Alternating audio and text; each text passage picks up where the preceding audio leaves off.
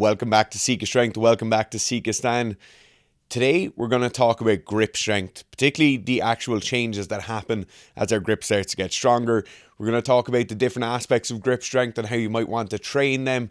And most importantly, I think we're going to talk about the direct route to getting a stronger grip. So whether it's with a barbell, whether it's with a chin-up bar, whether it's with a jiu-jitsu or judo gi or uniform, all of these aspects, all of these different training tools are very, very important for getting really strong at those specific different types of grips. This episode is brought to you by our up-and-coming online Snatch Masterclass. This is on the 26th of August. It will take approximately 4 hours. It will go over the Snatch technical model, our Snatch technical model. It'll go over how we teach the lifts, the first, second pull, transition, pull under, the overhead squat, assistance work, programming, sets and reps, frequency, programming for masters, programming for 140 kilo snatches, 160 kilo snatches, 100 kilo snatches. You will see it all. Strengths relation to the snatch and how we come about that, pulling, assistance work, mobility, all of that good stuff. And sign up, send us an email at sikastrength.com. So that's the first thing we're going to talk about today, is just the different types of grips.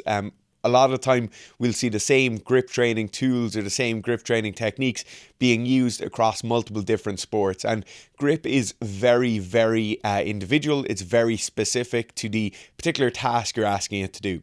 So the first thing we need to look at is the fact that there's physiological changes we need to make and certain psychological or certain skill changes you need to make to get a better grip. And for making this a small bit easier, we're going to break this down into something like gripping a barbell or gripping for a specific skill. So let's look at gripping a barbell first. So a barbell requires certain things of our hands, right? A barbell has quite strong knurling on it. It has a very defined diameter, so that diameter will change depending on the particular disciplines you're doing. Most of the time it's 28 mils for Olympic weightlifting bars.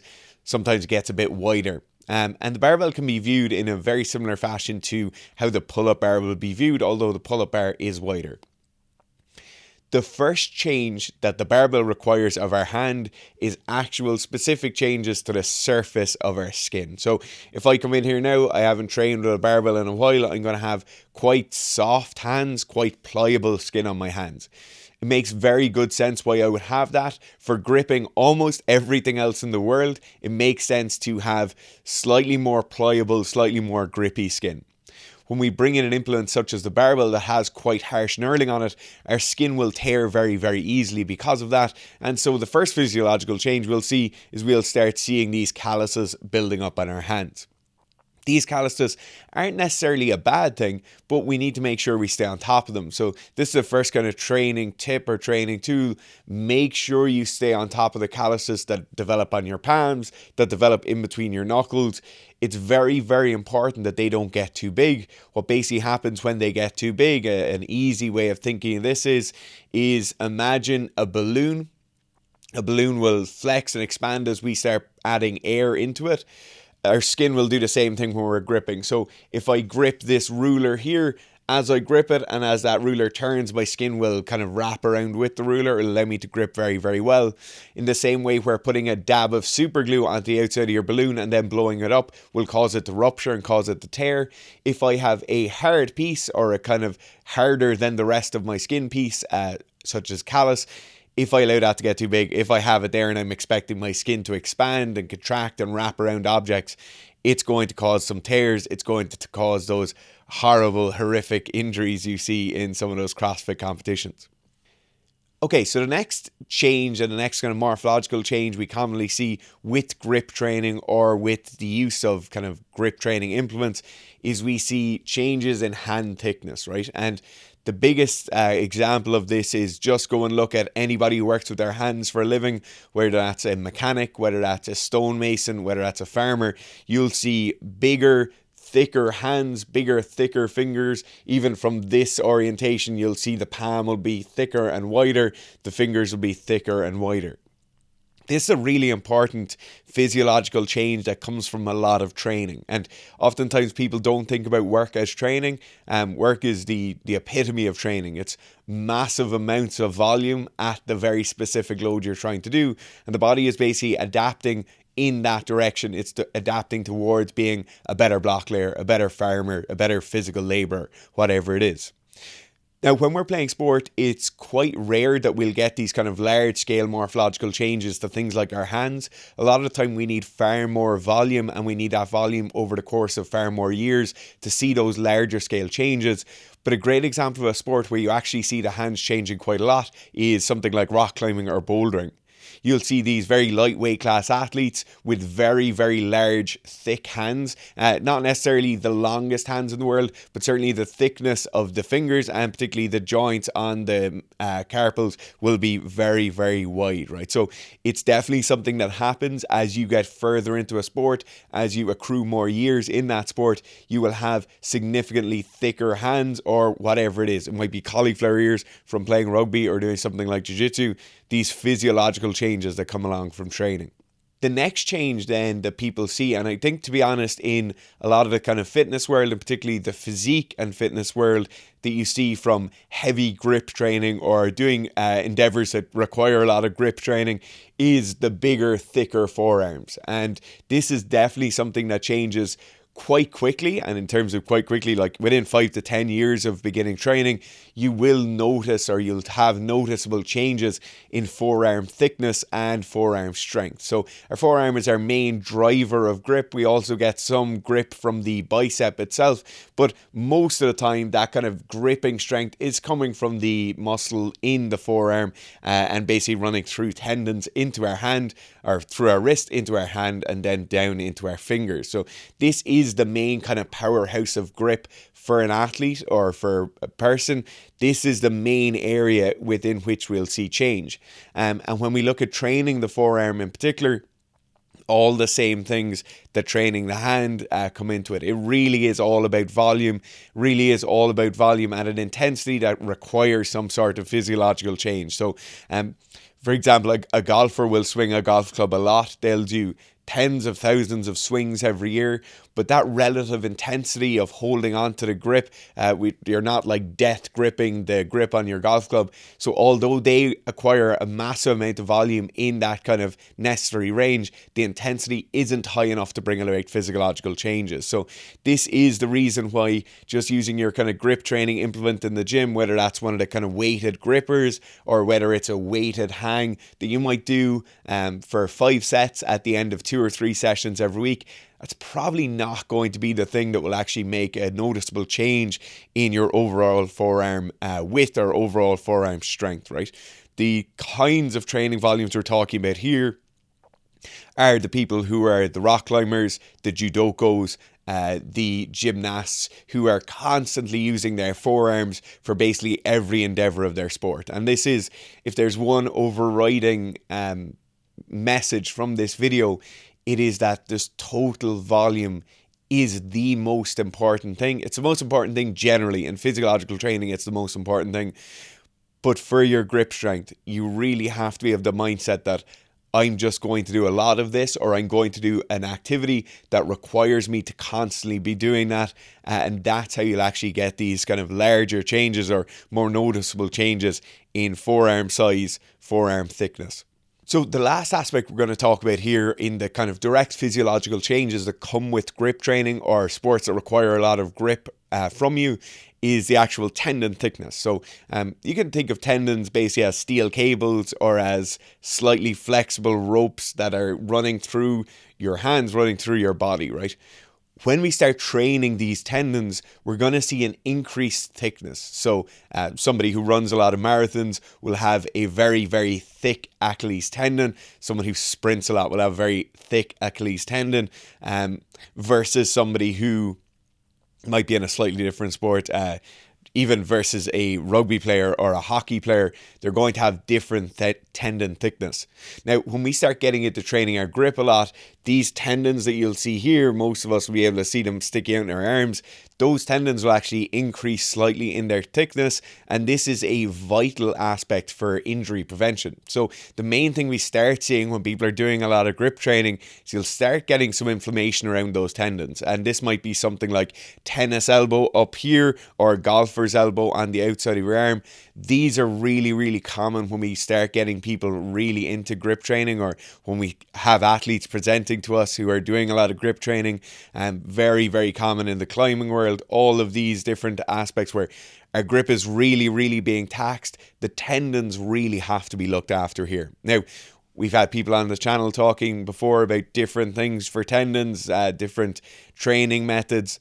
But the big thing with tendon health is just the actual overall training load or volume load, right? The sets multiplied by the reps, multiplied by the intensity or the weight you're lifting. Now, we talked about volume being the most important thing. In the same way where it's the most important thing, inflammation is directly related to that. So if I have a amount of stimulus that's equal to 50, then my amount of inflammation will be equal to 50. My amount of stimulus might increase to 75. My amount of inflammation will increase to 75.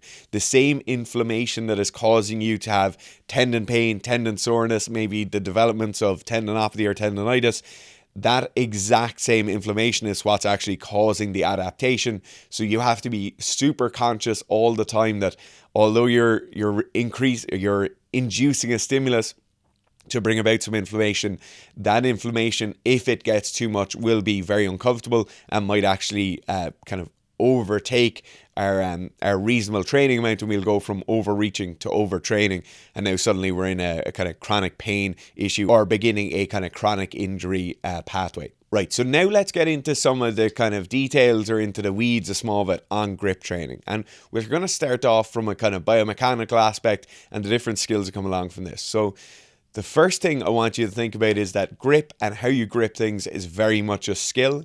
One of the most common areas we see people having a big deficit in is their grip on a barbell during a deadlift. So competition powerlifters dropping their heaviest deadlifts, not because their back or their legs or their body as a whole isn't strong enough, but because their actual grip is giving up, right? There's a couple of things here that people can do. But the first thing you need to think about is that gripping that barbell is very, very much a skill. There's multiple aspects to it, aspects from the biomechanical standpoint, such as indexing on the barbell, ensuring our actual position on the barbell is correct. All these things are absolutely vital. So the first thing I'm going to mention is a thing called indexing. So indexing, to give you a 10,000 foot view, the reason we have straight lines on a pen or a biro like this is due to indexing. So this hexagonal shape or octagonal shape that you'd see on a common biro is all to do with indexing. We don't have a single straight line on our hands. Our hands are curved, weird, melted objects, right? So then why on a pen that we're going to be writing with for minutes or hours every day, why on a pen would you have straight lines? The reason for this is indexing. So it's the hard straight line where you understand, your body understands where that pen sits in space, where that pen sits in your hand, how your hand grasps that pen every time. And when we talk about indexing with a barbell, you've probably been doing it all your life or all the time you've been training. A classic case of indexing with a barbell is having the end of the knurling at a specific point to your grip. So ensuring your grip is the same distance. Maybe the knurling ends here. I put my thumb to the end of the knurling and then I take my grip around the bar. This is indexing laterally across the barbell, but it's important to note as well that indexing should take place vertically across the face of the bar as well. And this relates directly to where the barbell sits in my palms. So you will see some people with the barbell almost sitting out like that in their fingers. You will see some people with the barbell wrapped all the way into that upper crease in our palm. You'll see some people with a kind of angled grip on the barbell where it's just basically their index and middle finger gripping the bar. This is very common, of course, in the case of the hook grip. So all of these things are very, very important when we're talking about learning the skill. Firstly, you must identify the correct position where you actually want to be going to on the barbell, where's the strongest position for you. But then it's absolutely vital we're indexing, thinking about indexing with the barbell, and then really repeating that over and over again, accruing those hours and those reps of practice. And that is one of the most important things to having a very, very strong grip is the consistency of how and where we grip the barbell. Another probably more wide scale example of better skills for better grips is something like the use of a hook grip with a barbell, or the use of a false grip on a set of gymnastics rings or pull-up bar. So oftentimes people will start off getting their first muscle up using something like a false grip, and for those of you who don't know, that will be getting the heel of our hand hooked up over the edge of the gymnastics ring, rather than having it in this position where our knuckles point directly to the ceiling. We're now going to be in the position where our knuckles are wrapped back in towards us. This gives us a direct biomechanical advantage where the body actually sits higher towards the rings. And so for me to bring my center of gravity over that point in the rings where I can turn over is going to be easier, even if that's only by kind of 1.5 or 2 inches. It makes a massive difference when we're starting off. The other case that I mentioned earlier is, of course, the hook grip. So the hook grip brings us from a point of really having to actively squeeze our hands around the barbell and having the barbell fighting against that kind of direct flexion strength of our hand, or that kind of crushing motion of the hand.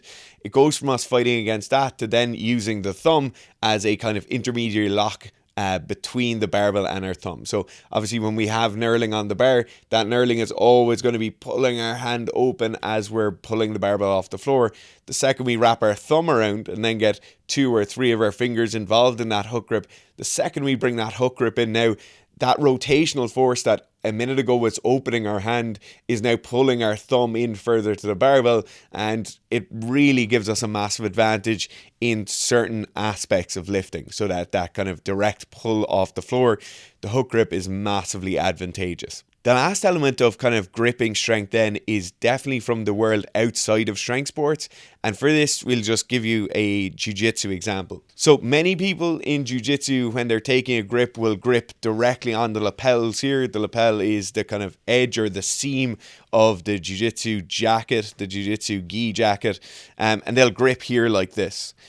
When we look outside the sport of jiu-jitsu and you look into something like judo, what you'll see is people actually reaching much, much further in, creating a pocket in towards the edge of the armpit.